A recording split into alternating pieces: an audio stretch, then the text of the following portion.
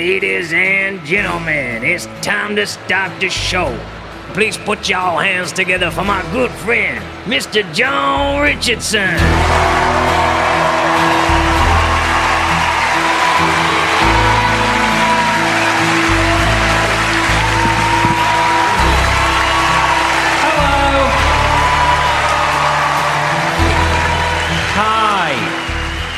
Hello. Thanks for coming. Thanks. Let me just pop this on there.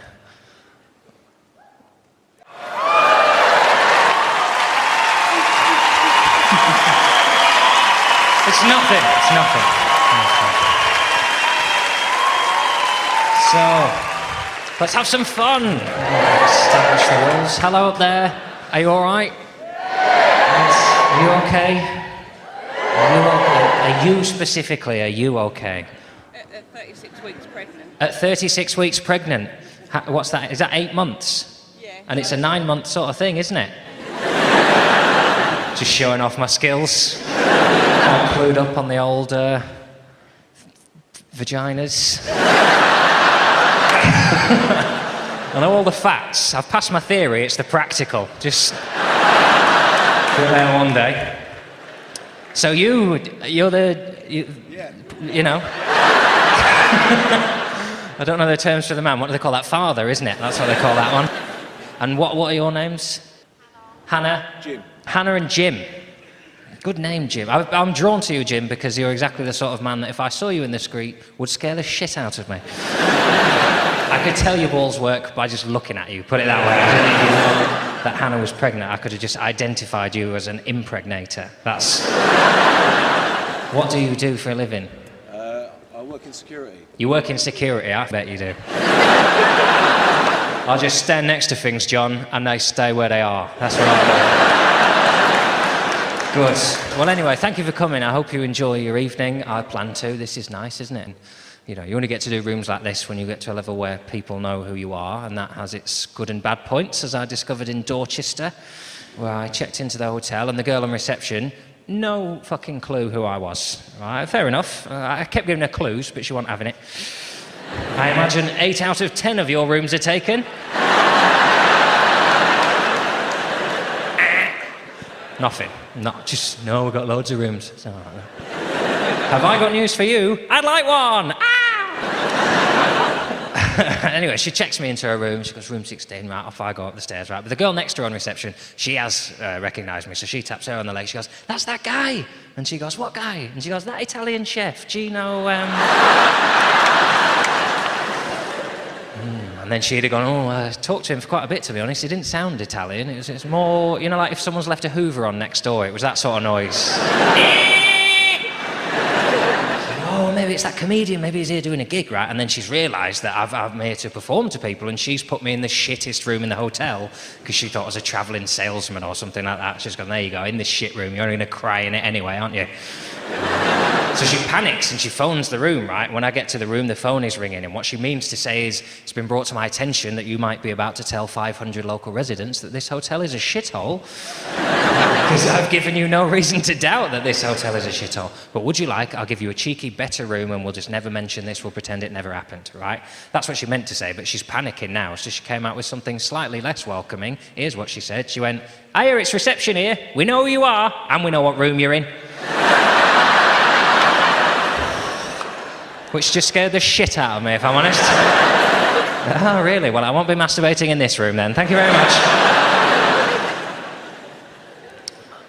So I'm happy to be here, which is terrible, really, because I sort of made a name for myself not being happy about anything. And in the last sort of year or so, I've become happier. And it's very dangerous. It's really bad news, because obviously the happy, and I speak to you safe in the knowledge you're not happy, or you wouldn't be here, would you? Let's be honest. If you were happy, you wouldn't have paid for someone else to make you laugh, would you? You'd have just stayed at home and laughed at your walls and the lamps. Curtains, what a life! No, you've come out because you're miserable, and the only assumption you've made is that I'm more miserable than you are, and so you'll leave feeling better about yourselves. Because I have a shitter life than you do. That's why you've come here. And since I've become happy, my worry is that I can tell I'm becoming boring. I'm becoming much less interesting. Even my dreams now are so dull. I used to have dreams where spiders fell off ceilings and turned into dogs and bit me. And here's a dream I had recently. See if you can work out what's going on here. I had a dream. I went back to a house I used to live in and tidied the loft. Mysterious subconscious, that, isn't it? What do you do at night time, John? Admin from the past. And here's how I know it's not just the dream is boring, but I am also boring. That was a wet dream, and it really shouldn't have been, should it? I really enjoyed it. I thought I'd lost those certificates. That's the noise I've given myself when I ejaculate in a dream. You never know, do you, what noise you make? Because obviously you're asleep. I assume it's different. That's not the noise I make when I'm awake. If I ejaculate when I'm awake, it's more like this. Pow.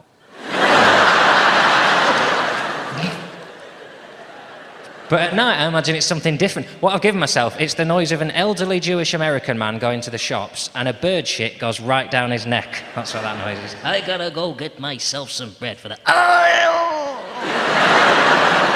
Goddamn bird shitting down my neck all day. I don't want to be happy. I don't want you to think that I've become happy deliberately. I want to be unhappy, right? And that's why I bring out the hat. The hat is a symbol of how good I am at maintaining unhappiness by doing things I don't want to do, right? The hat I bought when I went to do a program called Real Man's Road Trip, where I lived with some cowboys, right? And you're already thinking, John, Real Man's Road Trip, that doesn't sound like the sort of show you should be involved in. And I agree with you. When they asked me to be in the program, I'm not an idiot. I didn't think they'd had a meeting where they said, Jesus, you better get Richardson involved, or this will have no validity whatsoever. I needed to have the other meeting where they're going, what's it called? Real Man's Road Trip. Right, we'll get one real man and a fanny who'll cry. Better telly, isn't it? A crying fanny, right? I know I'm not a real man. I know I get reminders constantly, whatever a man is, I'm not one. When we started this tour, I was in Kings Lynn. I was a little bit hungry when I got to the gig, so I asked for a snack. I said, can you bring me some crisps or something? And they brought me the manliest crisp on the market, which you all know is... McCoy's, damn right. Straight away, manly crisp, that innit? They brought me a bag of salt and vinegar McCoy's and I ate those crisps. And I don't know if it was the salt or the vinegar or a combination of both, but they made my fucking tongue bleed. Yeah.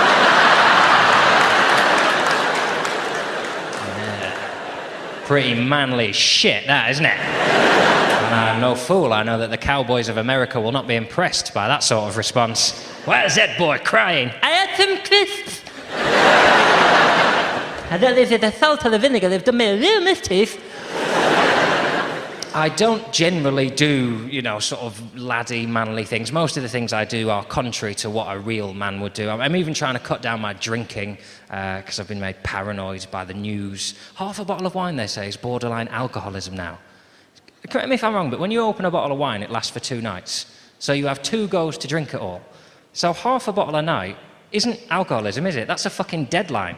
As far as I'm concerned. It's not my drinking I'm trying to cut down, it's the hangovers, right? I don't mind a drink, I just don't want to be hungover anymore because I've been sick and tired of being hungover. Because in this country, we sort of not only see a hangover as a necessity, we actually see it as a badge of honour, don't we? So if you phone a friend tomorrow and you go, you're right, how are you doing? And they go, oh, God, I'm a bit hungover today, actually. Right? What you should say there as a caring friend, you should say, oh, that's a shame, isn't it? That you've deliberately pumped so much of a toxin into your own body that now you can't drink water without being sick. You won't say that, though, will you? You'll say what every one of us will say there in that situation. You'll say, fucking legends! Amazing. What happened last night, then? And I say, well, I just stayed in, but I couldn't stop drinking because of my despair at what's happening to the world. Ridiculous. Do you know what a hangover is? Your stomach saying to the rest of your body, just piss off, please. Nothing comes down here until I deal with what you did to me last night. You don't even like Malibu. Half a litre of that shit down here at 3 in the morning. Oh, arsehole. At which point your arsehole will say, don't bring me into this. I'm still dealing with the kebab they had on the way home. Chili sauce, I'll show you. I just don't want to be hungover anymore, right? But I enjoy a drink. And I'll be honest with you, I drink exactly as much as I used to. All I do to avoid hangovers is I have water every now and again. When I go out, I have a little bit of water, right? And obviously as a man, I have to do that in secret, right? Because you can't stand up on a lad's night out and say, hey boys, I'm going to go and get some water. Does anyone want anything from the bar? Because generally they say, yeah, when you get to the bar, John, could you keep on going and piss off home? Come out to have a good time, haven't we? Think about that during the week and try again next weekend, all right? You don't respect men who look after... And I'll be honest, I don't think you're any different. In terms of your alcohol consumption and its effect on your own health, I think you're quite happy to drink yourself into the point where you're puking into the gutter. But women, I just think you care for each other. Just that instant response is more likely to be kind. That if you see a group of girls out, it's more likely to hear someone say, she's in a state, isn't she? Jesus, should we get her water? Otherwise she's going to be really sick tomorrow. With men, it's more likely to hear, oh, John's in a state, isn't he? I reckon we could kill him. Worth a shot, innit? Shall we have a go? Steve, get him a pint of whiskey, tell him it's apple juice, see what happens. Half a pint, actually, he's nearly dead. Waste of money. Stag do's are the worst. If you try not to drink to the point where you're sick, stag do's, I go on a few now because obviously I'm at that age where a lot of my friends are getting married and they invite me to stag do's. And don't get me wrong, I'm delighted to be invited on the stag do. And it wouldn't be your first port of call, would I? We're having a crazy weekend. Let's get Richardson down here. People obviously want to go and get shit-faced on their stag do's, and that's what happened. The last one I went on, we met at St Pancras Station at 9 o'clock in the morning for a nice crate of warm lagers off the floor. All dressed as superheroes as well, because it's nice to look like a bellend, isn't it? All in sort of cheap 20 quid Argos superhero costumes, all except for one of us who pretended he hadn't got that email and turned up in shirt and jeans. That was me, make no bones about it.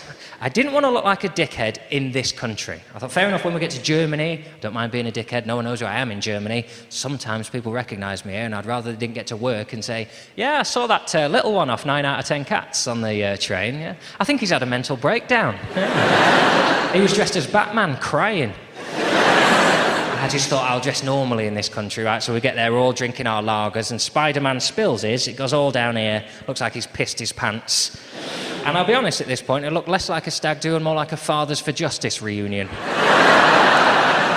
So we enjoy our lagers, and then we get on the train to the airport, and we have some more lagers on the train to the airport, right? And then we get to the airport, and we have some more lagers at the airport, right? And we're all getting a little bit pissed now. So when we get on the plane, I sneak to the back and I have my first tactical water. I told them I was going for a piss, right? I did have a piss. I've got quite a weak bladder. I used to wet the bed a lot. Didn't really need to tell you that, but it's nice to share, isn't it? If you're suffering, when you go to the toilet, you just stop a few times and it builds up the muscle. 2 years dry. Thank you very much. Really applauded. Well done. Well done. Anyway, go to the back. I have a little water while no one's looking, right? I get back on the stag do, right? We land, we drink our way down the strip, and then we check into our hotel, right? And I sneak up to my room when I'm there, I have a bit of water as well, right? And then we meet up again. We get 2 bars in, and that's when I realised that the drinking now has become a problem, right? We're not just drunk. I've probably spent about 500 quid coming on this stag do to show my friend that I'm glad he's met someone and he's found happiness, and he doesn't know I'm here anymore. In fact, nobody knows I'm here anymore. I realised at this point I could piss off now and nobody would notice. And do you know how I know that? Because I pissed off and nobody noticed.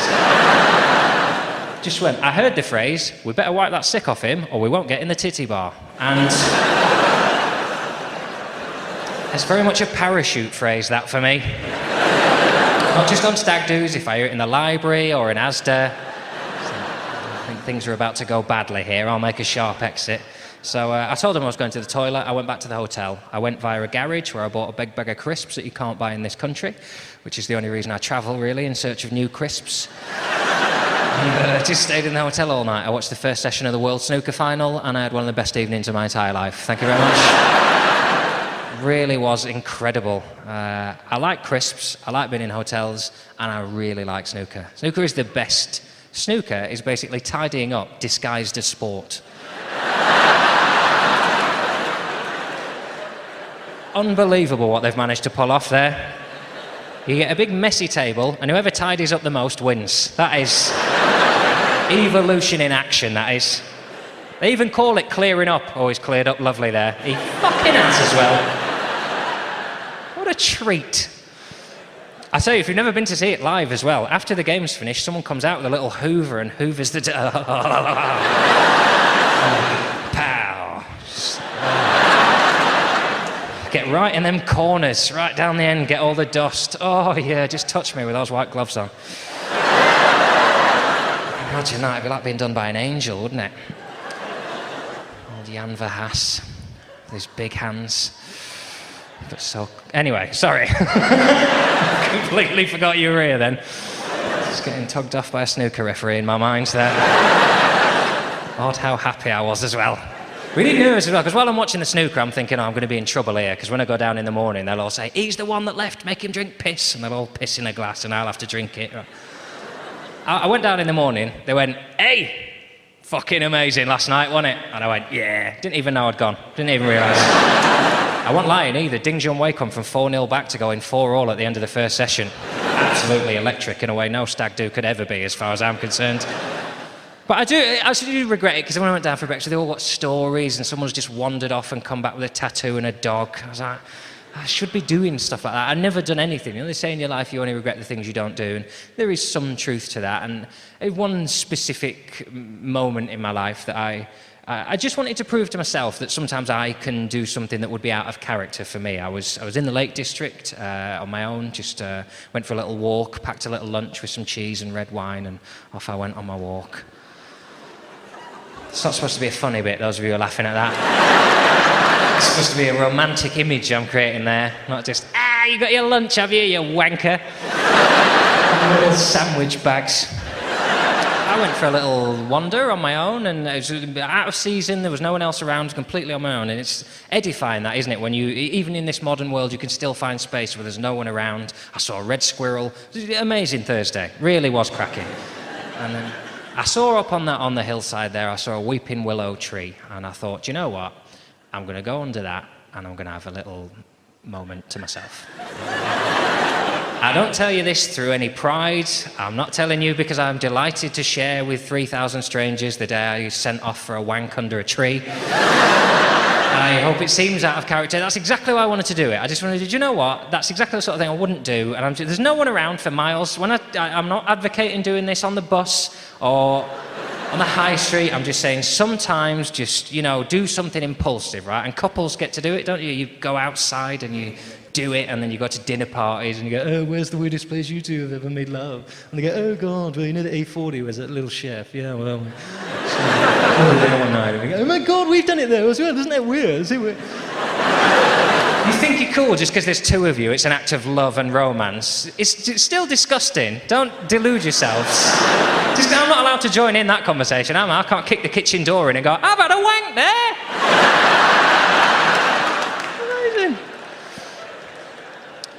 So I just thought, you know what, just because I haven't got anyone doesn't mean I can't be a bit, naughty. So I went off there, and I didn't do it right. Obviously, I didn't do it right, and that's why I tell you that so that you know the reason I didn't do it and why I consider that I have a problem with the way my brain works, right? Because there are obviously many good reasons not to masturbate outside.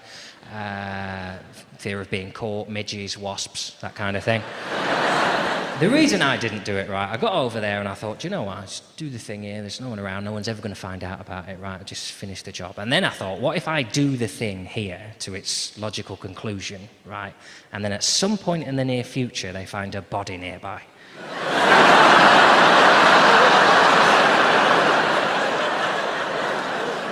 I mean, they start checking around for DNA. There's a big puddle of mine under a tree. Now, like I said, there are many good reasons not to masturbate outside. Fear of being imprisoned for a crime you did not commit.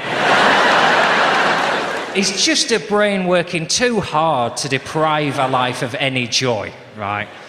So that's why I took this program. I thought, I'm going to go there and I'm going to prove a few people wrong. I'm going to be a real man. And they'll go, Jesus, I didn't know you were capable of that, right? So practiced on the plane for meeting cowboys, and obviously you don't say hello to a cowboy, do you? You say howdy. That's the greeting. So I practiced my howdy, and I picked a nice little mid-range howdy that just went up at the end to suggest interest, right? Howdy. Lovely that, isn't it? Classic.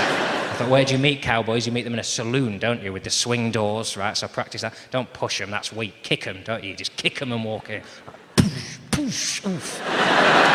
Thought that one through on the plane. Kick them, let them come back, and then get in on the second one. That's what I do.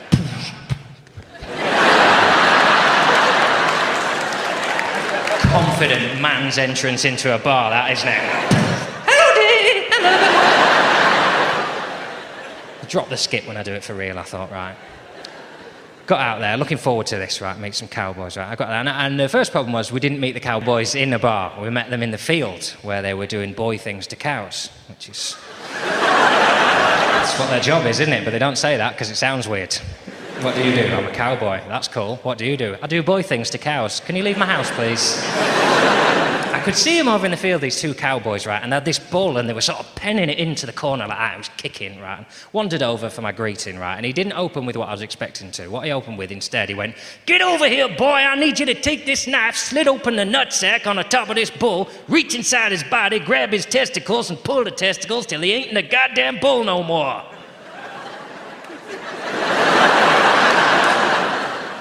Hell yeah.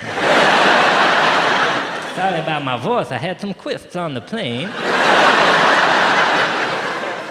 I genuinely had no idea that for meat production you have to rip the bollocks out of bulls. And you do that apparently because bulls with their testicles are too randy to be safe. They'll just, if you leave their testicles in, I'm sure like Jim here, just hazardously randy. They'll shag all the other cows to death, and the farmer will come in to see what's going on, and they'll shag old MacDonald to death, and then shag the gate open and rampage their way across America, shagging everything, right?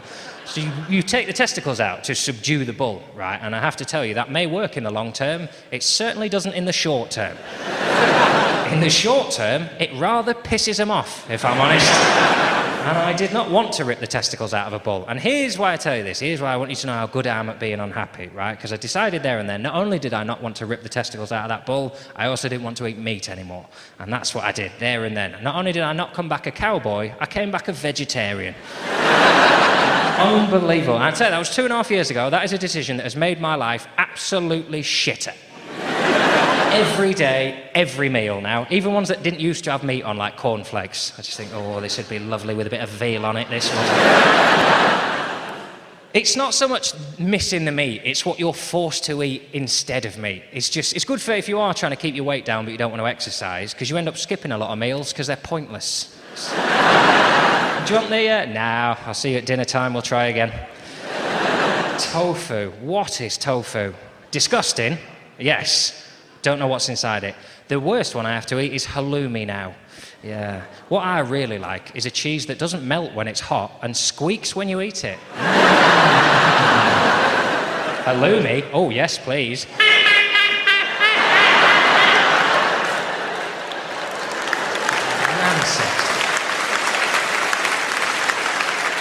How are you getting on with that lamb? Oh, it's melting in the mouth, is it? That's interesting, because the cheese seems to have an intruder alarm fitted to it.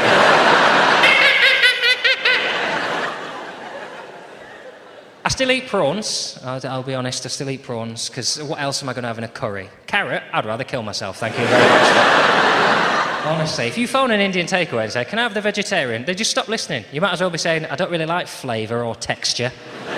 You pop a cauliflower on now and I'll pick it up in a week. I still have a prawn jalfrezi if I go out for curry, and every now and again I eat meat. There's no way to... Like twice a year, but by accident I get pissed, and instead of going to a taxi rank I go to McDonald's, and instead of saying, "Can you take me home please," I say, "Can you give me a Big Mac? I'll pay you double if you feed me it, and then I don't have to touch it." It really is. That deprived and abused piece of beef is the best thing that goes in my mouth all year. It really is. It's so good that I have to hate myself solidly for 3 days afterwards just to even it out. I've been on stag do's where men I know to be married have slept with prostitutes, and on the plane back, they've been consoling me because I had a fucking Big Mac. It's how much I will commit to self-hatred after a burger. Well, the important thing is, John, I think we've all made mistakes, but you have to move forward in your life. You can't let it ruin the rest of your life. I think we're coming into land, mate. I'm just going to have to go and wash my penis. Okay. It's regrettable. So that, I did have you were wondering, with all this reluctance to be happy, how did you end up becoming happy? And it's because I had a turning point. I had a significant moment in my life. Something happened which changed the course of my life, right? And it happened after the wedding of the friend whose stag do I'd been on, right? We went back to America. America is a country, of course, which prides itself on individuals being able to do whatever they want to do, which is not something I am comfortable with, if I'm honest. You can do whatever you like in America, and what I like to do instead is think of things I'd like to do, imagine them ending with me getting hurt, and stay inside and sitting down. Right. So we go out for my friend's wedding, and after the wedding, what happens is we go to a cabin in the wilderness, right? And we decide we're gonna drink and play cards and get to know each other again, right? And when we get to the cabin, there's a slight problem initially, which is there's something in the cabin which I hadn't encountered before, which is insects. Right, now, I say that because you think, well, we've got insects. We haven't got insects. We've got midges and flies. We've got flying toys, is what we've got.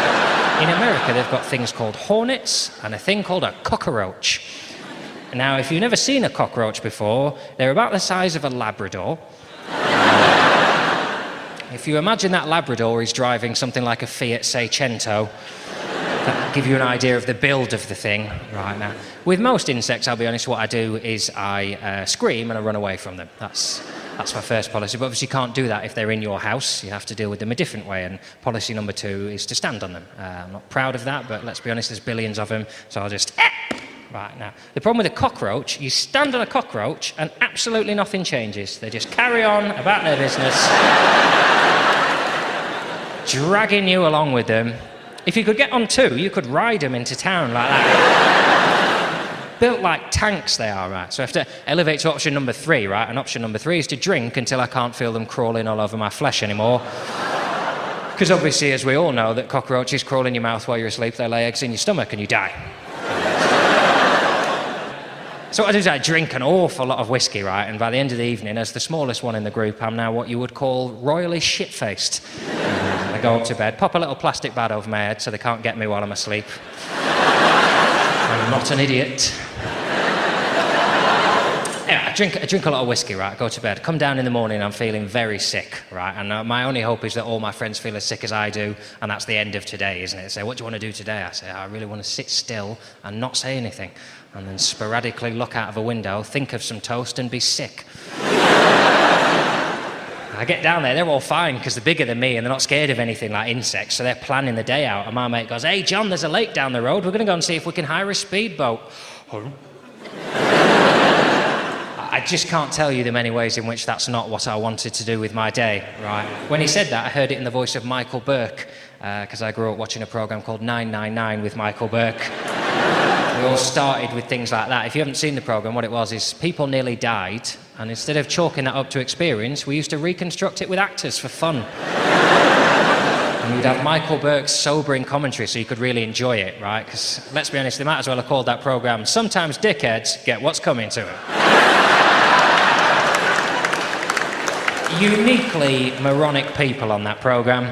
You'd have Michael Burke saying, Steve was a diabetic who hadn't eaten for 3 months when he decided to swim the English Channel.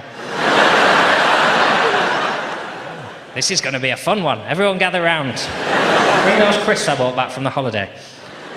And then they spiral out, so someone calls the Coast Guard because he's drowning, but the Coast Guard's pawned his arms to buy drugs and nobody knew, so he sets off in the boat but can't steer, so he runs straight over Steve, knocking him out, and tangling his ponytail in the propeller, and they drag each other to the coast of France, where they're shouting, please help, we don't know what to do, which is the French for fucking bring it if you think you're hard enough. A whole war with a village, right? So when he said that, I heard Michael Burke saying, the 4 alcoholics decided to hire a vehicle they'd never driven before in a country they didn't know. We're going to die today. That's what's going to happen. We're going to die on a boat today, or off a boat. That's the great thing about boats. You can die on or off them. I'm really going to have to stop this happening, right? And it was too early then, so they bundled me into the back of the van. I'm secretly content that you can't just get speedboats, can you? Because they're too big. Do you know what I mean? Like in this country, if you went to the Lake District, so, excuse me, can I have a speedboat? They'd say, hi, have you got a speedboat and your speedboat license? In America, it's slightly different, you see. In America, you drive down to a lake and you'll find a shack by that lake, and you walk into the shack, and behind the desk will be a toothless local. You approach the local and you say, excuse me, we're not from around here, can we have a speedboat? And he will reply, sure as shit you can have a speedboat! This here's America, son! Go out on a speedboat! Bow, bow, bow, bow, bow, bow, bow. That is a hauntingly accurate recollection of exactly what happened. 5 minutes before, I was vomiting at the thought of toast. Now, I'm about to be given the keys to a fucking speedboat. All he said was, he said, you can have a speedboat so long as one of y'all got a driving licence. And my friend went, yeah, I've got a driving licence. I said, yeah, he's got a driving licence for a different vehicle in a different land. I'm still not sure what relevance a UK driving licence is to a speedboat in America. If I'm honest, you can't go to Australia and say, excuse me, can I have that hot air balloon? Of course you can, mate. Can I just ask, have you ever been on Dodgems? Moronic country, right? So he's drawing it through, and I think I've got my first chance here to save everybody's life. They'll not thank me for it at the time, but I'm not going to die today, right? So I said, oh, I don't suppose you've brought your paper counterpart, though, have you? Looks like I won't be able to go, mate. That's such only half a licence he's giving you there. You're not even listening. He went, this is a licence as far as I'm concerned. Pink, motherfucker. Ain't never seen one of those before. Let's go get the keys to the boat. Off he goes to get the keys. We conga off behind him, right? As we're going across the shop, my friend notices a fridge which is full of beers. And he says, excuse me, are we allowed to buy these beers? And he says, sure as shit you can buy those beers. This here's America, son. Get shit-faced. Go out on a speedboat. Pow, pow, pow, pow, pow, pow, pow, pow. His roof's in tatters. We're now walking down to the lakeside with a crate of lagers under each arm and the keys to a speedboat, right? And I think, well, we're definitely going to die today. That's a given now. At least the alcohol will numb the pain of death. Right. We get down to the side of the lake for what I'm hoping will be a 30-minute to 1-hour tutorial on how to drive a speedboat. Various do's and don'ts of modern speedboatery. He chucks the keys in the boat. He goes, have a good day. Don't hit any other boats. Which is really the sort of sentence that if you have to say to someone, you shouldn't really be giving them the keys to a speedboat, I think. Yeah, I wonder if they know not to drive directly into another speedboat. So now I'm convinced this is going to be the last day of my life, right? And we get in the speedboat, and sure enough, after 4 to 5 hours, I'd had one of the best days of my entire life. Yeah, it's an awkward moment, that, isn't it? And all I would say is if you feel let down by the end of that story, imagine how pissed off I was. I went out there in good faith to die in a horrific accident that day. And I had to climb off my little high horse and admit I'd had a lovely day and thank them for inviting me. It's the first time in my life I've been driven to do something I wouldn't have done on my own, and I've never laughed so much in my entire life. Me and my friend Nick pissing ourselves, right? Which is good, because we had a bit of an argument in the shop while they're sorting out the speedboat. He came up to me, and bear in mind I'm hungover, I'm tired. He said, oh, John, will you give me a hand? I want to buy a hat. I said, well, it seems like a sort of one-man job to me, that. If I'm honest, you buy a hat, and then you've got the hat. That's hat purchase. And he said, no, it's $30, a lot to spend on a hat, you see. And I said, well, it is, but then the price of the hat is the thing you pay to get the hat. You know, it fluctuates, but it's the same deal, really. And he said, no, I just want to make sure I'm still going to be wearing it in England. You know, I want to wear it when we get back. And I said, well, they're not going to take it off you at customs, are they? You know, unless it's made of knives, because that's a knife, then, you're thinking of. Not a hat. And he went, no, we take a picture of me in it so I can see what it looks like. And I'm really losing it now. It's going to look like whatever hat it is on your fucking head. You're 30, you must have a rough idea of what your head looks like now. Imagine the hat on top of it. So he drags me over there, I took the picture, I go, there you go, it looks like you in that fucking hat. Right. We get down to the boat, right, we get in, we put it in gear, we speed off. It flies off his head, he never sees it again. Genuinely one of the happiest moments of my entire life. I know that doesn't make me a good friend, but really an absolute highlight, if I'm honest. If I'm ever depressed, I don't remember anything I've done, I just remember that moment there. Just... Oh, it's such an amazing day, though. Laughing, I had a few beers, because I'm enjoying myself, right? I have a go driving the boat, right? And it genuinely is a real sort of a moment in my life where I think, I wonder how much in my life I've never done before that would have ended like this, really having fun, right? And to illustrate how much fun I'm having, right, we're more up in the middle of the lake and we eat some food and drink some beers, right, and I'm so excited, I rip my top off, right, now, I never expose my titties in this country, right, it's something of a rule I have, right, but out there, I just rip my top off, right, and I shout, spring break, just jump off the side of a boat into a lake, and I'm really enjoying myself, splashing around in the middle of the lake, on my own in America, feeling all independent, and then a fish touched me, I shit my pants, got back in the boat. Who lets you swim in a lake with fucking fish in it? Could have been killed. So anyway, I got back from America, right, and a speedboat incident, and I looked back over the things I haven't done in my life and the things I regret, and obviously, you know, wanking under a tree is one of them.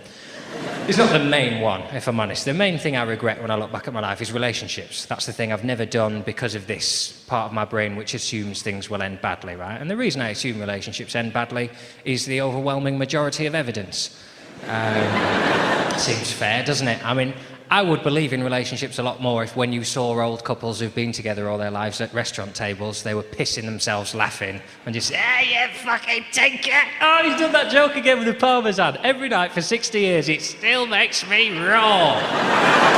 They don't, do they? They stare anywhere but at the face of the person they are. Oh, shit, yeah. Oh, food's here! This is new! Don't you say anything now. Just let me enjoy this.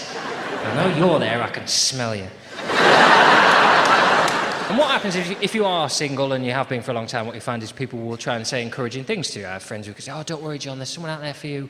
Oh, there's someone out there for you, right? Which is obviously lovely to hear, but what they don't seem to understand is what they're also saying implicitly in that sentence is, you are the one for someone else. That's the bit of it I couldn't deal with. I like the idea there's someone out there I'm supposed to be with. What I don't like the idea is that I could find someone I love and find, you know, humorous and intelligent, and I could look in their eyes and say, hey, do you know what the universe had lined up for you? This, for the rest of your life. That's what you get. I don't know what you did, but you are being punished for it. You get to wake up to this forever now. Better put some coffee on, he's had a dream about filing again. I alphabetized all of them, pal. I just didn't want to be with anyone, right? And people could relentlessly trying to set you up. And I had one friend in particular kept saying, oh, John, I've got this friend, she's perfect for you. And I said, well, if she's a friend of yours, keep her away from me. How's that? Because I will ruin her life. I don't want that to affect our friendship. If she's a friend, but you think, yeah, she's a friend, but I wonder what she'd look like crying. I wonder what my friend would look like if she'd been crippled by one too many tedious comments around the household. Can I just talk you through how we're supposed to load the dishwasher?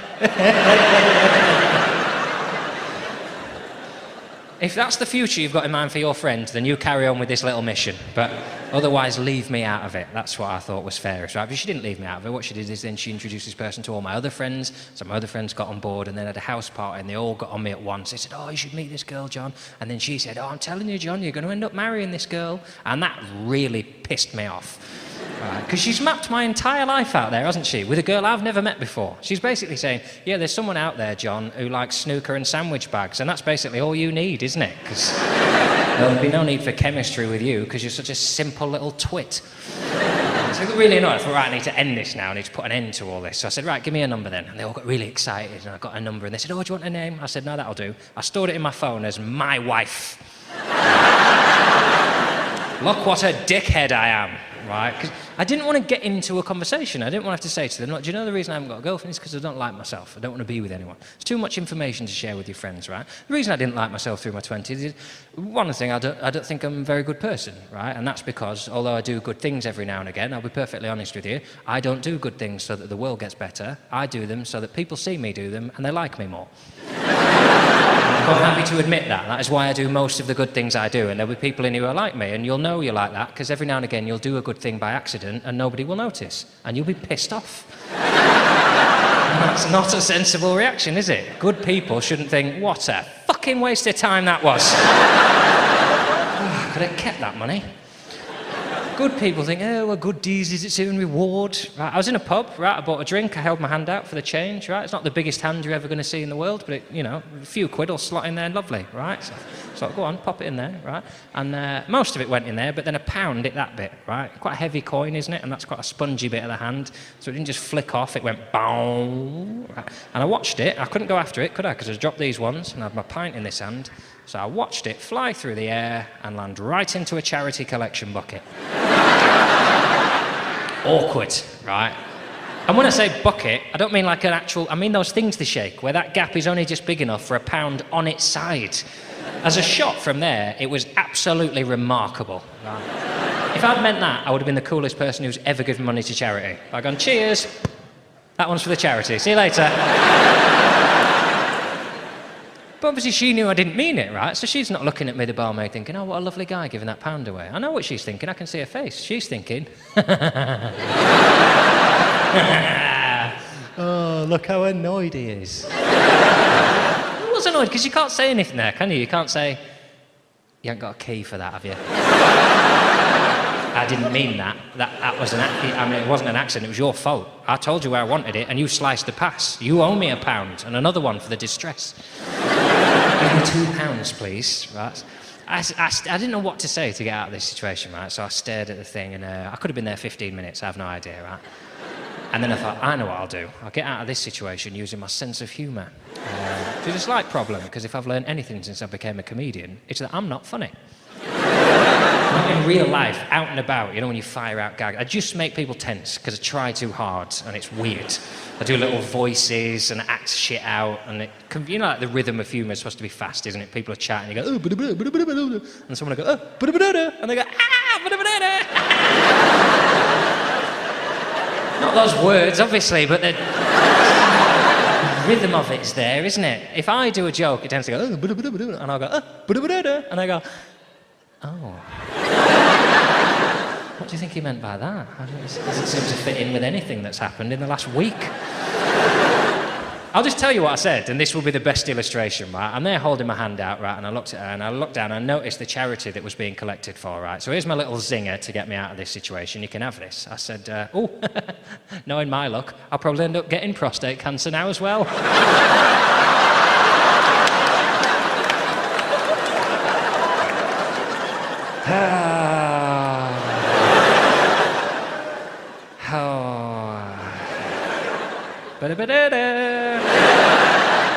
What sort of penis says that to someone? I really stared at her as well, as if to go on, enjoy that. I'm a professional, it's fine. I'm that funny all the time. Right. So naturally she said the only thing you could say when someone says that to you. She went, yeah, you might. Really going to enjoy this beer. That's one of the reasons I didn't want to be with anyone. The other reason is far more unpleasant. The other reason I didn't want to be with anyone is just the hatred that is inside me is remarkable. Like, if it was strength, I would be a superhero. I can hate people just instantly. Just the glance of the back of their head, I can just go, prick. Oh, he's gone now, he's behind that wall, but I know he's a prick. Out there somewhere, being a prick.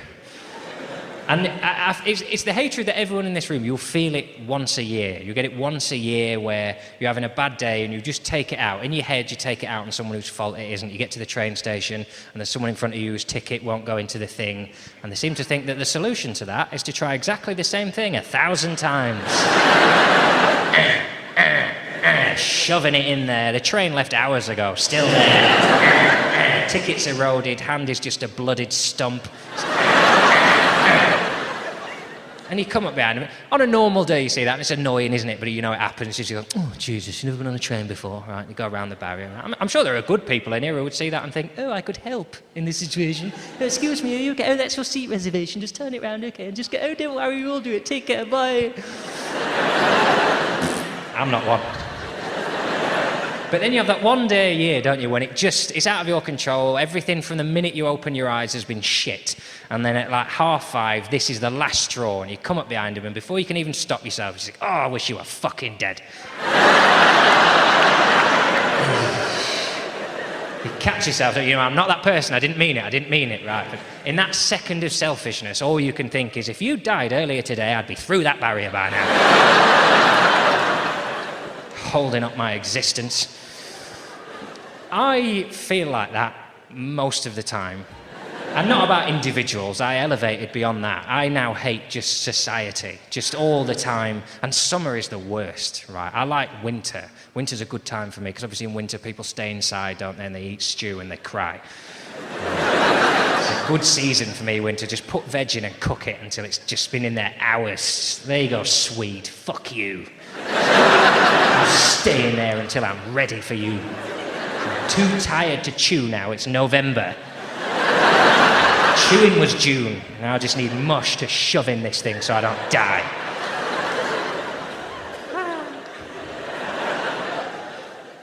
That's why with summer, what happens is people go out, don't they, and they do stuff and they have opinions on it and they talk about it, and that's when I start getting pissed off, right? And what happens is when we have good summers, you have real trouble. And it didn't used to be a problem because in this country, obviously, in my lifetime, I don't remember many actual summers. I remember like days where you open the curtains in the morning and you go, sunshine, let's have a breakfast barbecue. And your partner go, well, it's 7:30 in the morning. You go, I know, but there's clouds coming, so let's really, just get out there and set fire to the shed and put a fucking sausage on it, please. Because it's raining now, doesn't matter. That was summer, it was fun, that one, wasn't it? Right. Now, the last couple, you had like days where you open the curtains on Monday and it's sunny all week. And that's dangerous. You know you're in trouble because you turn the weather on and the weather people are outside showing you the weather. If they were indoors, you wouldn't believe them, right? But they have to be outside. You switch the weather on and Carol's there going, hello, I'm looking outside in a field, look at the time and look at your time. It's happening now, this. That's the sunshine up there. Look, it's very hot. It's not too hot. I'm not dying, but it's because it's quite far away. It's temperate, it's nice.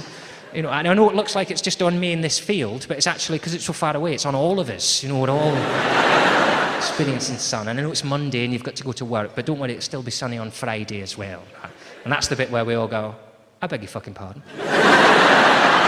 Still sunny on Friday, is it? When I go out and get shit-faced. You telling me I can get shit-faced outside now, are you? And I can email people now and that will happen, will it? Shit-faced outside on Friday. Right, I'll start emailing everyone. You email everyone you know, and I don't know how it happens. You must be able to put into the email bar, everyone at desks. And it just sweeps the city, right? And whichever city you live in, there's a place you all go, right? And I live here in London, which is, has to be done for a bit, doesn't it? Yeah, 4 very strong opinions there. You make up your own mind how you deal with that little debate. Yeah, all good points. I'm obviously not from here, I'm from the north, but you can't be a comedian up north. I have to move to London, and when the Queen's not looking, I steal a bit of gold, and then I'll go back up north and build a house with it. I'll go, it's in what left, he's come back with gold. Fuck building houses, let's make him king. For now. And I think most people in London don't live here, and those that do live here don't like it. Nobody who lives in London likes it, otherwise Boris Johnson wouldn't be in charge of it. This wouldn't have happened if anyone cared about this city. Boris Johnson is in charge of a city, a man who is basically a human wet fart. I mean that because he's very much like a wet fart. He's very funny at the time, but you have to check for damage immediately afterwards.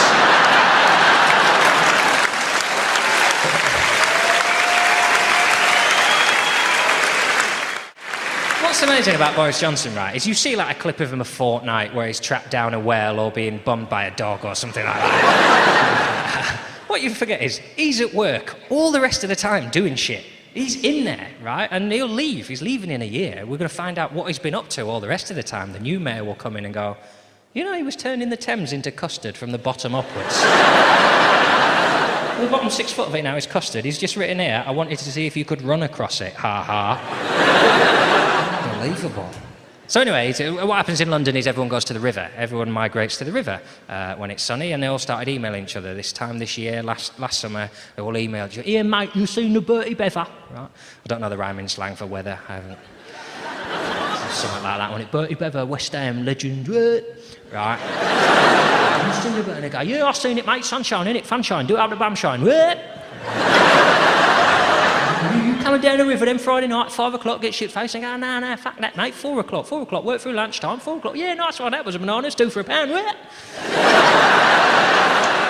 So what happened in London last summer, everyone went to the river Friday, 4 o'clock, right? I didn't. I had a gig. I went to my gig, right? Obviously no one turned up because they'd all gone to the river, right? That doesn't stop me. I'll quite happily spit bile onto empty seats for 2 hours, wandering up and down. Everything's been terrible and one thing wasn't symmetrical.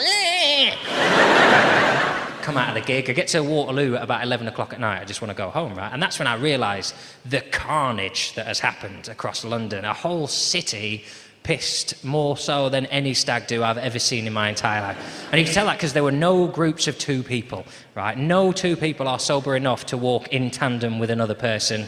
People are just drifting off like grown men just smashing into train station walls because they've seen Harry Potter and they think 1, one will open up to that magical world where doosh, there's that girl where she's not old enough in the films, but she is now, so it doesn't count. I saw her doing that speech on feminism, and I thought, fucking right. Blood all down themselves. People's limbs have stopped working, they're just dragging themselves across the floor, hoovering up chips. And more to the point, the trains are heaving, because nobody's left London all day, right? So there's a train there that is full in a way I've only ever seen in documentaries in the third world. You know, where there's like one train a year, and if they don't get on it, they don't feed their family. So they're on the roof, and they're in the coupling. That's happening at Waterloo Station. Grown adults hanging onto the outside of trains, waiting for them to leave. And the police there saying, I'm afraid you can't travel like that, mate. And these sober people, you'd say, oh God, yeah, tunnels and that, kill myself, what now? What am I? Not piss people, you fuck off, pig. I'm touching the train, I'm on the train.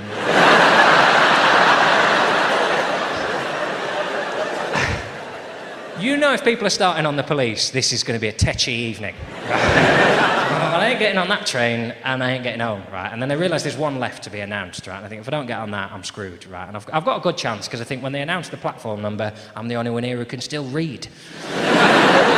So they call the train and I get there. Not only do I get there first, I've got my choice of every seat on the entire train, which for a lot of people is a dilemma because it's too much choice, isn't it? Not for me. I know exactly what seat I want, right? And I want the seat where it's 2 seats, but it's the one no one else wants, right? Because I want 2 seats to myself, but I'm too much of a coward to put my bag on the one next to me because, you know, eventually someone will come along and go, could you move your bag, please? Yes, thank you very much, yes.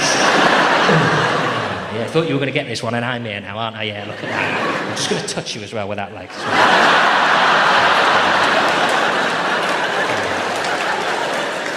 Because I am that's my armrest. That's mine. That shitty half of one under the window there. I'm the alpha. Right, so we just pick the shittest seats. And what that is, right, you walk along the train until you see where they've joined 2 trains together, but there's no divider. So everyone who's in this bit can't get through to that bit. Halves your audience, right? Step on here, don't carry on with the momentum, just turn around, and there's a little pouch of seats here that nobody notices, right? Look for the table here, don't sit at the table. Everybody wants the table. You sit just behind the table, right? Nobody sees these seats because they see the table's full, they move on. Sit here on these seats, face backwards. Most people don't like to face backwards, makes them feel sick. Sit by the window, so people walking this way think there's someone there as well. Go on, piss off. That's it.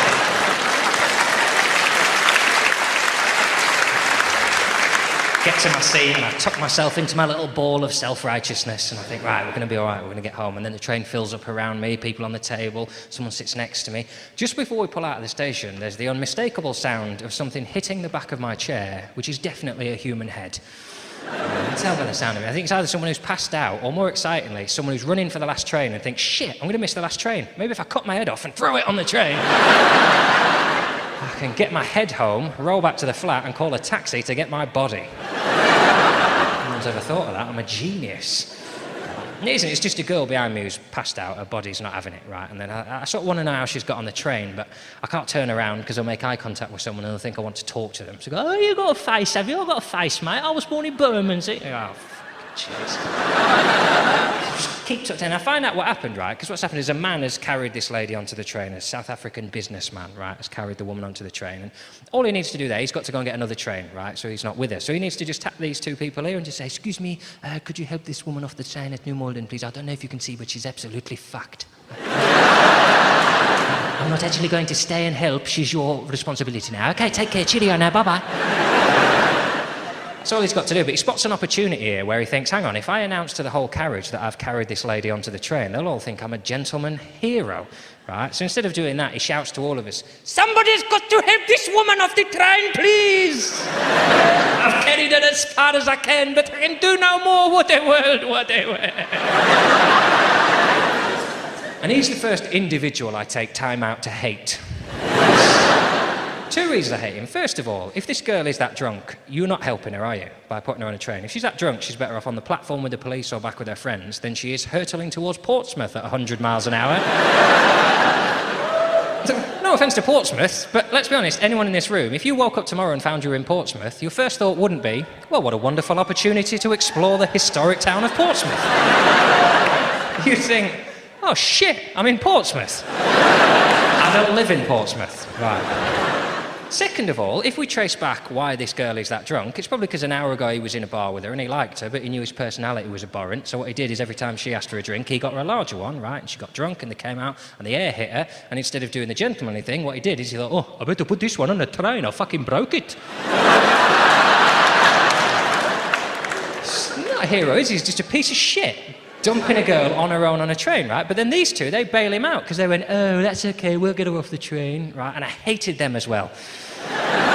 Just for bailing, and just because all that's happened is they're pissed as well, but because she's more pissed, they now feel sober and responsible. Oh, is she drunk? Oh, we'll deal with this. You see, we only had the 12 Jaeger bombs, so don't worry, we'll take care of her. Mind there, I pissed there a little bit, okay. And here's why I say I'm better at hate than anyone else, right? Because at the same time as I'm hating them for getting involved, I'm also hating everyone else for not getting involved, right? It doesn't have to be consistent, my hate. I can be sat there going, there's a woman in distress here and you people did nothing. This country's gone to their fucking dogs. Firing it. Oddly, at this point, the only person on the train I don't hate is her, because she's unconscious. She's behaving impeccably. Nice and quiet and still she is.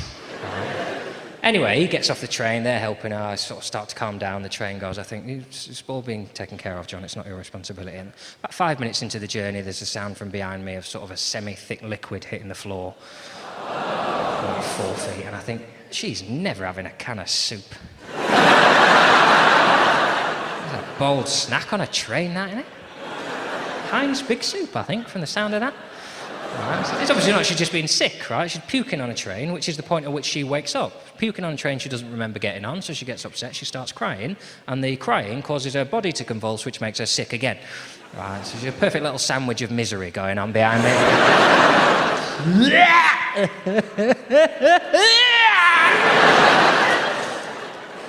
Now what that does is rocket her up the league to my most hated person on the train. Remarkable form. Relegation zone to Champions League, that is amazing. The only reason I hate her is because all I wanted with this seat, I just wanted to get home, and now I'm going to have to move because sick is coming under the thing with all my shoes and my bag, and now I really start to lose it. I just think, this is ridiculous now. You can't even get on a train anymore without getting somebody else's insides on you. Stomp out of the thing. I start looking around for people who are just going to look at me and go, oh no mate, what a bloody world, right? And I look at everyone and I realise they're not sympathising, they're angry at me, right? Because they're as pissed as she is and they think I'm elevating myself out of this situation.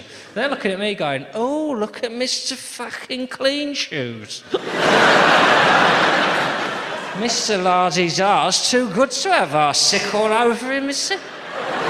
He was sick on me, mate. I didn't move. I just pissed on him a little bit. And that's when I really lost it. I was like, this country is knackered. All that's happened today is the weather has been nice enough that you haven't been driven indoors. That's all that's happened. And if I'd been outdoors, I'd be as pissed as everyone else, right? I'm no better. Come down with us, John. It floats. The problem is, I think it's fine enough for me, I sort of live here, I knew the signs, right? But somewhere on this train is a nice little Spanish family. Do you know what I mean? A nice little Spanish family have come to London on their summer holidays, and they've been looking forward to this all year. They probably booked the tickets at Christmas and gave them to the kids as Christmas presents. They go, here you go, Javier, here is your Christmas present. Just get it out of your system, because it ain't getting any better. Perfectly serviceable Spanish accent, that is. Can't speak Spanish, can they, or you wouldn't be able to understand. I mean, you're lucky they speak English around the house. Feliz Navidad. Right, I'll get back into character now, because you put me off. Nachos. I'm back. Here you go, Javier, here is your Christmas present. And they go, oh, what is he? Don't. This Christmas, we're going on our holidays to London town. London town! London 2012 Olympic London. Yeah, London 2012 Olympic London, but we're going there in 2013 because it's cheaper. I book us an apartment on the edge of the city. Every day we wake up and we have some breakfast, we get the train to town, we go to Buckingham Palace, we watch a show, you can stay up late every night, and then we get the last train back to our apartment in the city of London. Fucking London! Don't swear. Good dad. Responsible. And when we get there, please don't speak in English because people will laugh in your face. As it turns out, and these are the people who want to leave Europe because of Senor Nigel Farage.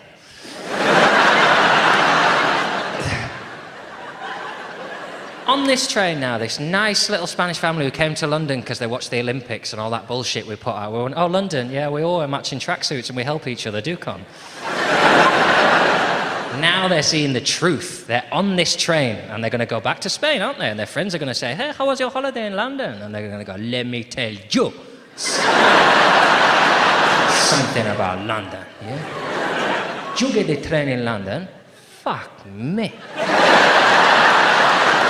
You get the train in London, everybody's just puking and shitting, crying, I puke you. Don't worry, you puke me, I piss you.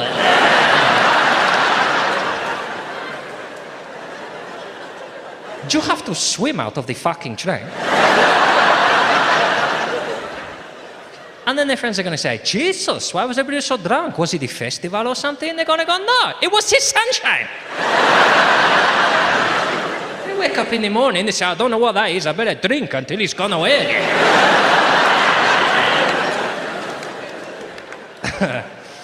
Not the best mime to have on the DVD, that, is it?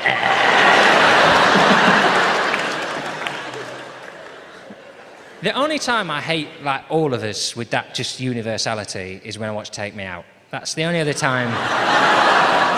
I just think we've ruined this. Whatever we had has gone now. I mean, if you've never seen it, well done. Whatever you've done until now has been correct. It's basically, to sum it up, everything that's gone wrong with society since Blind Date. That's what it is. Blind Date, you had nice, it was just limited numbers, wasn't it, of nervous people, and you'd have Scylla come out, and she'd go, all right, everybody, and you'd have a little student here shitting himself like that. So we'll go, now there's 3 girls over there. You go, girls, I know I can smell them. Never met one before now, right? And she'd go, now the girls are over there behind the screen, so you can't judge them on their looks, that's key. So if you want to get to know about them, you've got to ask them a question, preferably the kind of question you'd never actually ask a human being in your life. Never in the history of dating has someone walked up to someone at a bar and gone, God, I saw you over there and I just had to... 2 martinis, please. I just had to know, I mean, if you were a fruit, what fruit would you be? But it was good enough for Blind Date. He'd ask that question.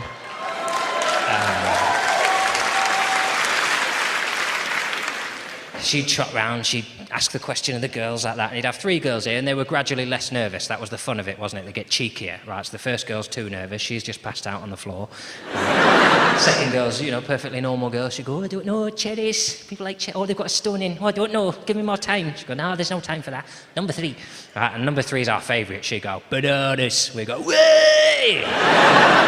Because we knew what she meant, didn't she, right? Obviously she hasn't said it because it's tea time and your nan's watching. Say that, can you? You could all enjoy the programme together then. Your nan could watch that and she'd go, oh, very good bananas, lots of potassium in bananas. I mean, you wouldn't ruin it for her, would you? You wouldn't go, oh, yeah, no, she means dicks, actually. It's nothing to do with vitamin K. If you imagine the shape, you see, up, that's why she said bananas. And the reason you wouldn't say that is because obviously your nan knows exactly why she said bananas. Your nan's just a bit further on than you in terms of her denial at what society has become. She's just pretending, do you know what? Maybe we're not talking about dicks at tea time. Because the truth is, if you did say that to your nan, she'd go, oh, no, that's it. We couldn't get bananas in the war, you had to use carrots. She'd go,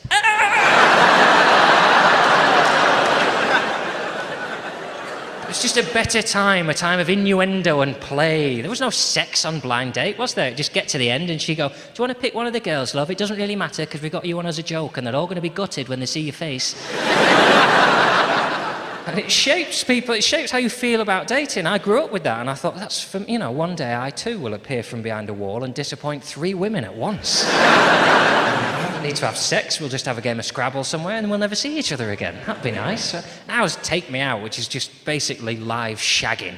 Right, you're watching a bit where a man is... I mean, it's such a toxic programme, it has to be filmed underground, right? And we know it's filmed underground because the man is lowered in from the sky in a lift, right? And he's some new toxic breed of bellend who, when he gets in a lift and hears music and starts fucking dancing to it. Again, yeah. I'll tell you what, my name's Dean and I'm from Bradford, and I think if I keep shouting that loud enough, I'm gonna get fucking laid. He gets lowered into a pit, and there's no screens, they just basically goes, that one there, and not that one, no, that one. Right, and then they get to the end and they go up these stairs here. Supposedly it's the Isle of Fernando's, but it doesn't exist, I've checked. They just start shagging each other on the stairs, right, and a producer comes and pushes a button and they slide into a skip and they get wheeled away to make Finder's lasagnas. Still need meat, don't they, Finders? You've got to ask where they're getting it from.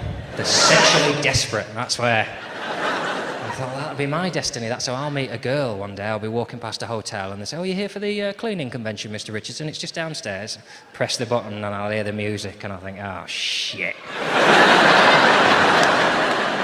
Touché, Paddy. Here we go. But obviously, as is the way with my life, the less thinking I do, the better, to be honest. And I've found that if I don't play any part in my own life, it turns out all right.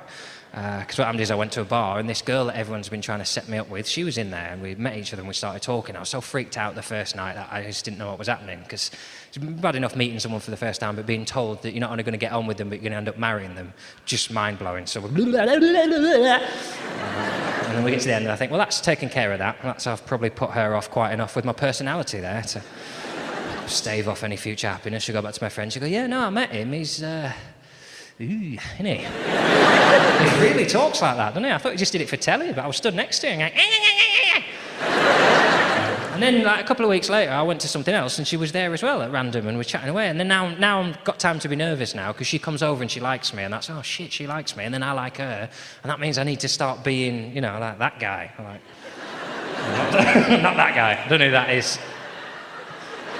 Yeah, that guy, a prick. I need to be someone that she wants to be with, right? And I don't know what that is, because I've never really played like the cool, yeah, God, I'm just amazing, you should totally be with me, right? So we're chatting away, and it goes quiet for a bit, and I went, oh, what are you doing next weekend, right? And she went, oh, nothing. She thinks I'm going to go, oh, do you want to go to the cinema or something? I went, brilliant, do you want to go on holiday? We call that move 0 to 60, that one. And funnily enough, she pulled her face exactly like I was driving at her in a truck. But to be fair, it was such a shock move, she'd already answered the cinema question. She didn't have time to rethink, so she went, yeah. And I'm basically just gone, do you want to be in a foreign country with no phone signal and me? So then she's, now I've got to go away and book something, right? And I can't do that. I've given her the impression I'm the kind of guy, do you know what I mean? If I've got 2 days off, I just book a flight and I see what happens. I'm not that kind of person. I'm the kind of guy, if I've got 2 days off, I have a good tidy up the first day, and the second day I sit still and I don't touch anything.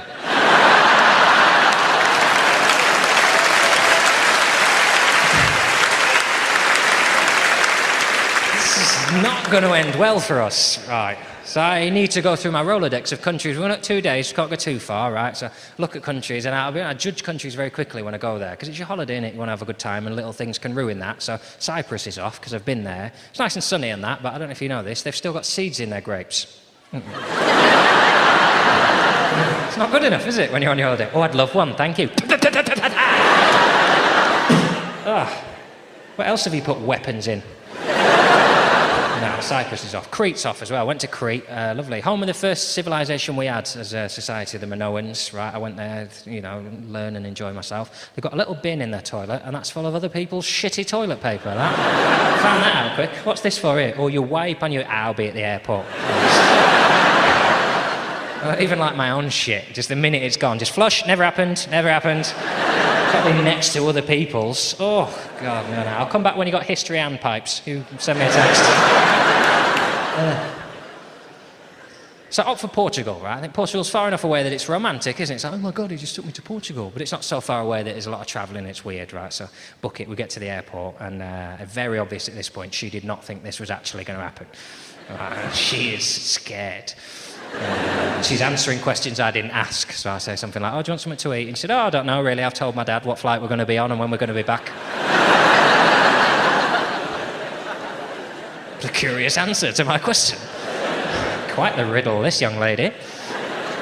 So, we get out to Portugal, right, and then I think, come on, John, just relax this girl, show her a good time, be cool, be the guy, do you know what I mean? So I keep doing that, be the guy who's like a pigeon. So, you know, I pulled my first move when we land. I said, hey, let's not get the coach to the airport. I'll go and get us some cash out and we'll get a taxi. It's a bit more romantic, isn't it? More time together and we'll get there quicker, right? So I go over, put my digits in. It becomes apparent at this point that my bank have viewed a holiday for two as suspicious activity on my account. They have cancelled my card. That's what's happened there. Touche to the bank, really. You know, sometimes they phone you, they basically leave me alone now. They used to phone me a lot to check on my pissed 3 a.m. purchases. Yeah, John, it's the bank here. Someone's just bought a labyrinth duvet set. That was me! You've already got one. I wanted a spare one! They just leave me alone now. They go, just fucking, can you believe that? And I go, don't blame me, I called him last week. They've not called me for ages. This must have flagged off alarms across the entire banking network, this. Just, yeah, John, someone's pretending to be happy on your bank account, mate. It's all right, we've cancelled it. I said, no, it's me. And then, oh, shit, well, you can have some money tomorrow then. Right, so now go back with my tail between my legs, right? We cobble our way to the hotel, and I think, right, you're behind now, do something. So I went, oh, let's check in really quickly. It's still sunny, we'll go for a walk along the beach, right? Chuck our cases in, get down to the beach, right? She's dressed appropriately, so she just whips something off, and she's in a bikini, like, walking down the beach like that. I think I don't want to be unromantic, so I take my shoes and socks off. Right? And we're walking along the beach, we get a few minutes down, and I think, I tell you what, this sand's hot. The sand is too hot. It's not like holiday nice hot, it's like, this is burning my skin. Too hot. And if this was metal, we would both stop each other and say, too hot to walk on this, isn't it, actually? Unsafe, right? Because it's sand, I'm supposed to enjoy it. I'm not enjoying it. I said, can you stop there, please? Shoes and socks back on. And then I realised I haven't put any sun cream on, we checked out so quickly, so I put my coat back on as well. Not the sexiest walk down the beach I've ever seen, if I'm honest. She looks lovely, like she's in a Bounty advert. I'm behind her like a beekeeper. Oh, back it burns you! Then we get back to the hotel. I'm nearly dying of heat stroke at this point, so I have to go upstairs and be hosed down in the shower. And then I play my final move then. I think, right, we'll get to the room. I say, hey, let's not go down to the restaurant. Let's have room service. Sex, that's what that means, surely. So I give her the menu, I said, have whatever you like. She said, oh, I'm going to have the steak and chips, what are you going to have? I said, oh, I'm going to have the vegetarian pizza, because that's the only option. They bring the food up, nice, on a trolley with the cloches and that, and she's in the loo when it arrives, so I licked her steak all over. Oh, sweet flavour, I remember you. Oh. I didn't swallow any, so it doesn't count. She comes out of the toilet. There's your steak. Look, oh, looks lovely, that, doesn't it? Lovely and moist. Let's pull the thing off. There's my pizza, right? It's cooked. It looks fine, but it's been wrapped in cling film after it's been cooked. I've never seen before, but I don't want her to know I've never seen that before in case she thinks I'm an idiot. So I go, oh, God, yeah, no, they do that in Portugal all the time. It sort of goes back to the Civil War. I don't even know if they had a civil war in Portugal, much less why it should lead to them wrapping things up in cling film. Just eat quickly like that, and then we open the wine, and then the food's finished, and then we finish the wine together, and it does start to get a little bit romantic, and I think, ooh, I'm going to be sick. I'm going to projectile vomit right into her face in the next few seconds. And oh, no, I'm not, no. I am going to shit my pants. I'm going to shit myself. Oh, no, I'm not. It's both, is what it is. It's both. And I spend the next 24 of our romantic 36-hour retreat shitting and puking about 3 meters away from her sleeping head. In the toilet, I'm not just in the corner of the room. Shh, go to sleep. I'm going to the toilet, but it's fucking there. She knows what's going on. But in my head, I think I can get away with this, so I'll make a different excuse. Every time I have to go, I go, oh, I'm just going to go and stretch my hamstrings. Have a good old 3 a.m. stretch of those hamstrings. Come out of the toilet, I go, oh, I just need to blow my nose. Just need to blow my nose. Feels like there's quite a lot up there as well, so if you hear splashing and screaming, don't you worry about that. Definitely just blowing my nose. Back and forth all night. About 5 in the morning, I start to feel a bit better, so I think I'll have a fruit smoothie, and all that does is make my sick red. I wonder if that's blood. Well, I guess we'll find out if I'm dead tomorrow. All night. And then as we wake up in the morning, I'm still like, there's a little chance she hasn't worked out what's going on, right? So we wake up and she says to me, do you want me to go to the chemist and get you something so you don't shit to death? corner. I went, yes, please. There's nothing left. My spine come out about 2 hours ago. It's just sadness coming out now.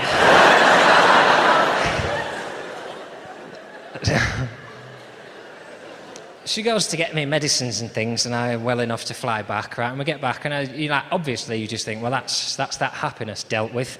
That'll be the end of that. Because I'm looking at her the way I look at myself, and I'll be very honest with you, that's the kind of person I am. And if the boot had been on the other foot, we'd have got back, and I'd have gone, oh, well, actually, let's not shake hands.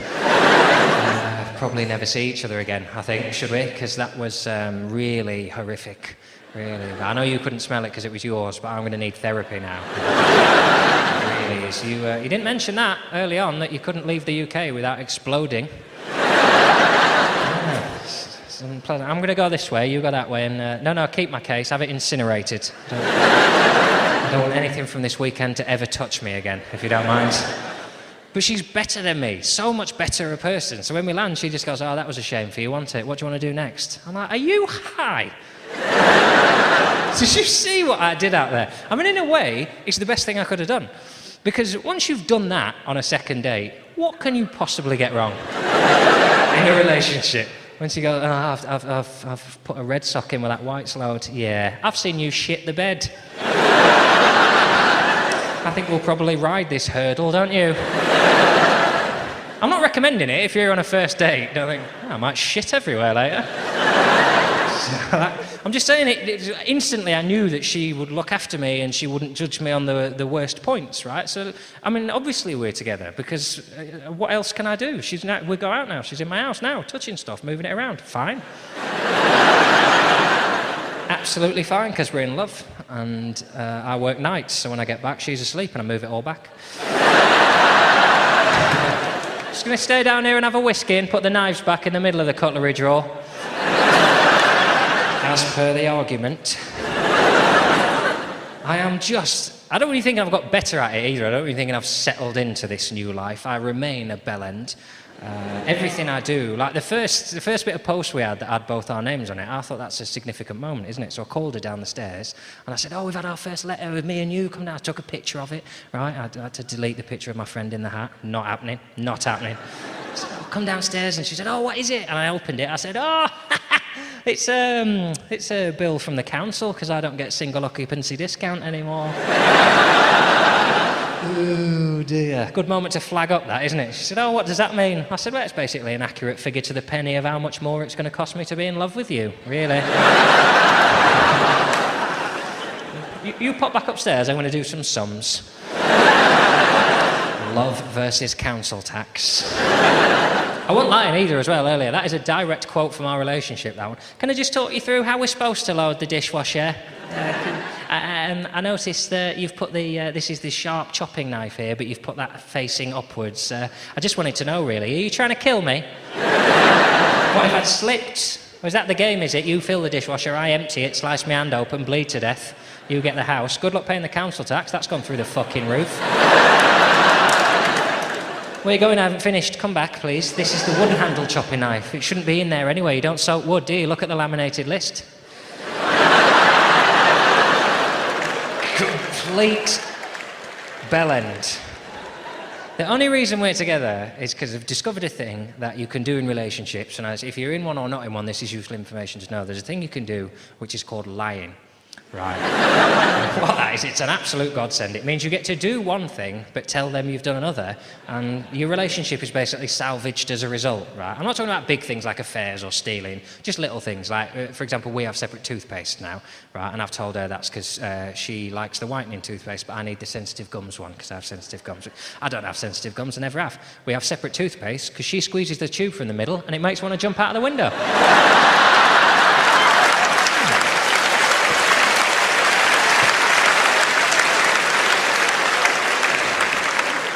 Obviously best we don't have that conversation. You're right, John. No, I'm not. I just touched the toothpaste again. Yeah, it really made me feel physically sick. It was squidgy at either end, but so hard in the middle.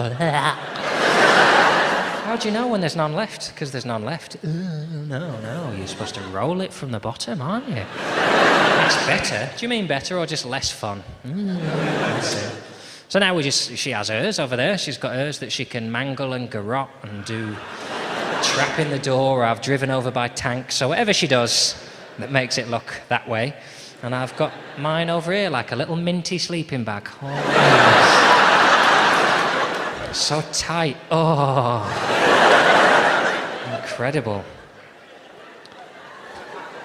There's one thing I did, which is like, this is, as far as I'm concerned, if you stay with someone after this sort of thing happens, everything that happens thenceforth is your fault, right? And if I've become happy, it's completely not my choice, right? And this is also the last bit as well. This is, and not the pretendy last bit, this is the bit that would be the encore if I was going to trick you into pretending I've finished. But you all know there's another bit, but I'm not going to do it until you love me enough. So I'll just tell all the bits and then we'll all go home. Because it's sad, isn't it? What happens is I tend to get to about here and I think they've had enough and I just fuck off and don't do the last bit. So I'll do all the stories in a row and then you can go home because I need to stay behind and sort that fucking business out.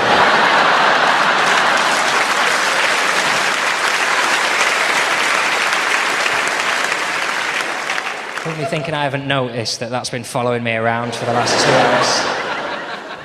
Looks like a bull that's had its balls ripped out. And it's just left him hanging. Horrible. Oh, you pop off home and I'm going to really pull that. You've got to twist the mic slowly. It takes hours, but it's absolutely delicious. That's my encore.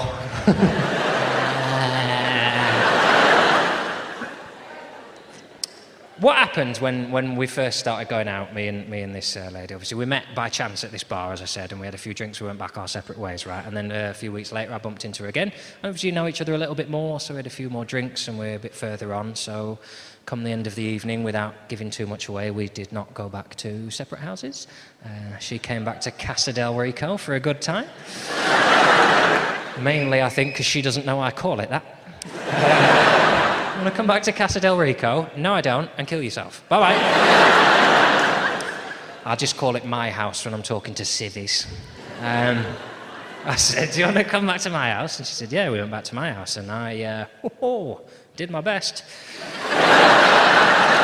It's the fairest thing to say. I don't want to get anyone's hopes up. Tried my hardest. I did all my move. Which is to say I touched everything for an even number of times on each side.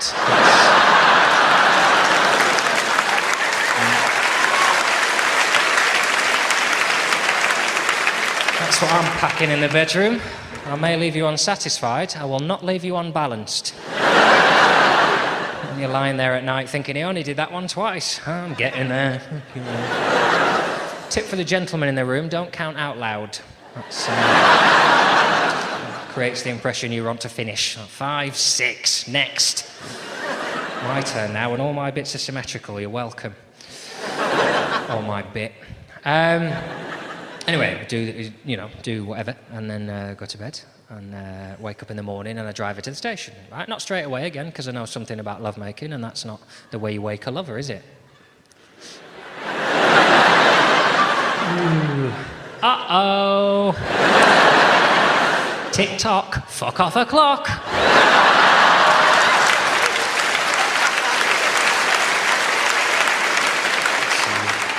So you allow each other to wake up gently, and then you put Holmes under the hammer on and you lie about how capable, oh yeah, I've done a bit of stud partitioning. Anyway, I'm just going to go downstairs and make some toast before you ask me what that is. Go downstairs, get some breakfast, come back up and you go, oh, there's some toast over there for you on the desk so you don't get crumbs in the bed. Whisper the last bit, she'll find out soon enough. Right. Eventually she said, oh shit, I need to go to work. I said, don't worry about that, I'll drive you to the station. Right, so we get in the car and we're driving. When you go out, that's when you realise everyone you think knows what you've done, so you giggly and you go, oh, I had a really good time. And I had a really good time. She said, oh, I'd like to see you again. I said, oh, I'd like to see you again. And she said, oh, do you want my number then so we can plan a date? I said, of course I do. I said, oh, I'm driving, I'll give you my number. You call me, you'll have my number. So I give her my number, right, she rings me. That's when I remember I've got Bluetooth, the whole car lights up, and across the dashboard come the words, my wife!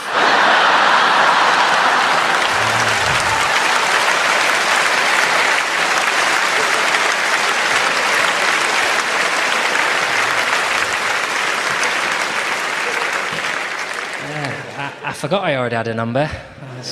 I was pissed when I did that. That's a tense moment, that, I'll be honest, right at the beginning.